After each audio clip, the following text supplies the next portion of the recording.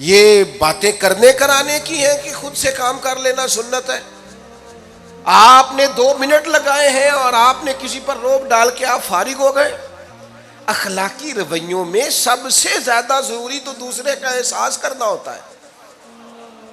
اخلاقی رویوں میں سب سے زیادہ حاجت تو دوسرے کی تکلیف اور شدت کا احساس کرنے کی ہوتی ہے۔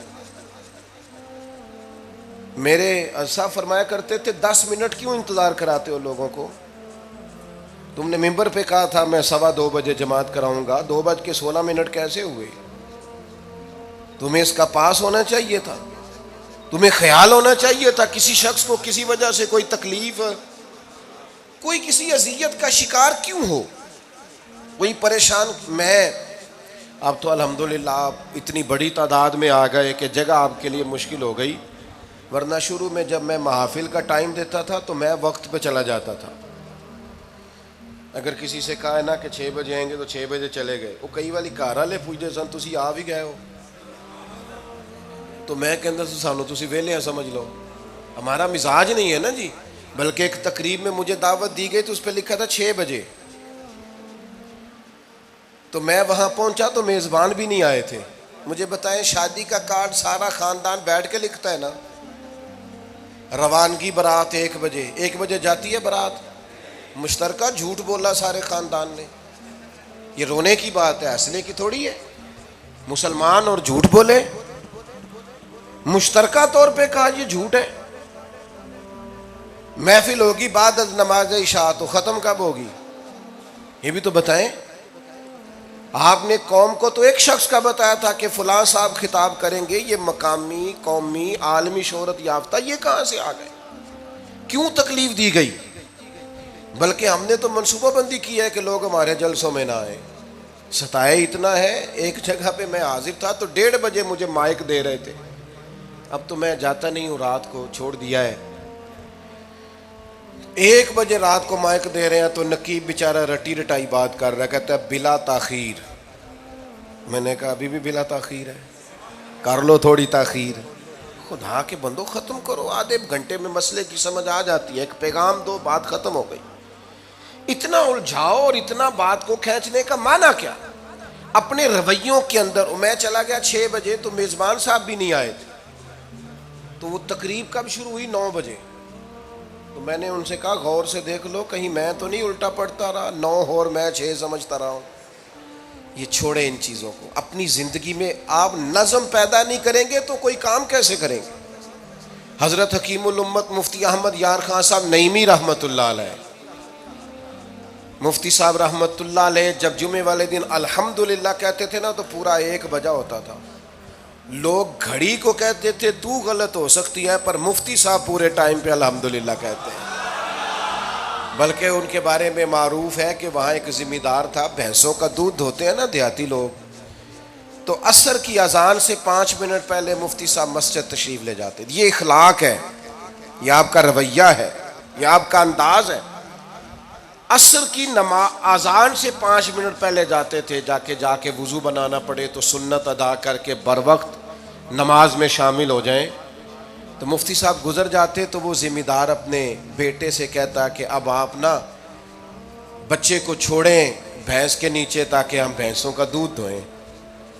تو ایک دن وہ بیٹا کہنے لگا ابا جی ابھی تو یہ سورج کھڑا ہے، عصر کا ٹائم کہاں ہوا ہے؟ تو وہ کہنے لگا تو چھڑ دے کٹا، مفتی صاحب لنگ گئے نہیں، ٹائم ہو گیا ہے۔ یہ ہمارے بزرگوں نے ہمیں رویے سکھائے۔ آپ نظم والے ہوں، اخلاق والے ہوں، سچائی والے ہوں، دیانتداری والے ہوں، دوسروں کا خیال رکھیں، کسی کو تکلیف نہ ہو ہماری وجہ سے۔ پتہ ہے رسول پاک صلی اللہ علیہ وسلم کی بارگاہ میں آ کے عرض کیا گیا یا رسول اللہ یہ ہمارے امام صاحب بہت لمبی نماز پڑھاتے ہیں، صحیح حدیث میں موجود ہے۔ نماز ہی پڑھاتے تھے نا، قرآن ہی پڑھتے ہوں گے نا، کتنا اعزاز والا کام ہے۔ یا رسول اللہ یہ بہت لمبی نماز پڑھاتے ہیں۔ اللہ کے محبوب علیہ السلام نے بلا لیا، اور لفظ پتہ کیا ہے؟ حضور فرمانے لگے میں لوگوں کو دین کے قریب کرتا ہوں، آپ دور کرتے ہیں۔ فرمایا جب بھی نماز پڑھائیں معتدل پڑھائیں۔ اور خود حضور کا عمل کیا ہے؟ حضور فرماتے ہیں جب میں نماز میں کھڑا ہوتا ہوں تو میرا دل کرتا ہے میں لمبی نماز پڑھاؤں، ہمارا جب کسی شے کو دل کرے تو ہم چھوڑتے ہیں. میرا دل کرتا ہے میں لمبی نماز پڑھاؤں، لیکن حضور فرماتے ہیں پھر پیچھے سے کسی بچے کے رونے کی آواز آتی ہے، میں سوچتا ہوں اس کی ماں پریشان ہوگی، میں نماز مختصر کر دیتا. اور میرے بھائیوں، نماز میں بھی لوگوں کا احساس، ہماری طبیعت ہی نہیں رہی. کوئی آدمی ہارن دے رہا پیچھے سے اور سامنے گاڑی میں دو بندے کھڑے، گاڑی مین روڈ پہ کھڑے کر کے باتیں کر رہے ہیں، اور وہ ہارن بجا رہا ہے تو کہتے ہو ٹھہر جا، آگ بجھانی ہے جا کے. ایک تو آپ نے اتنا ظلم کیا کہ آپ نے روڈ بند کیا، اور دوسرا اخلاقی رویہ یہ ہے. اور میرے بھائی یہ بھی بد اخلاقی ہے کہ آپ اپنا موٹر سائیکل مین روڈ پہ کھڑے کر کے دکان پہ چلے جائیں، لوگوں کو تکلیف میں ڈالیں گے. اسلام اس کی اجازت نہیں دیتا. رستوں کے نشان مٹانے والے کو نبی پاک نے تنبیہ فرمائی، کسی کو تکلیف ہو، اذیت ہو. اور بعض لوگ سمجھتے ہیں کہ میں نے پریشر میں رکھی ہوئی ہے دنیا، ڈرتے ہیں لوگ مجھ سے. جو ڈر کے عزت کرتا ہے وہ خوف کھاتا ہے، اور جو محبت سے تجھے سلوٹ کرتا ہے وہ تیرا احترام کرتا ہے. بعض لوگ کسی کے شر سے بچنے کے لیے بھی اسے سلام کرتے ہیں، وہ عزت نہیں ہوتی، وہ عزت نہیں ہوتی کہ یہ تو رٹا ڈال دے گا. اپنے اخلاقی رویے ہمیں اللہ کے محبوب سے سیکھنے، حضور سے خیرات لینی ہے. اخلاق اسما ہم نے اپنے آپ کو سمجھنا ہے، ہم نے اپنے مزاجوں میں تبدیلی پیدا کرنی ہے، بالخصوص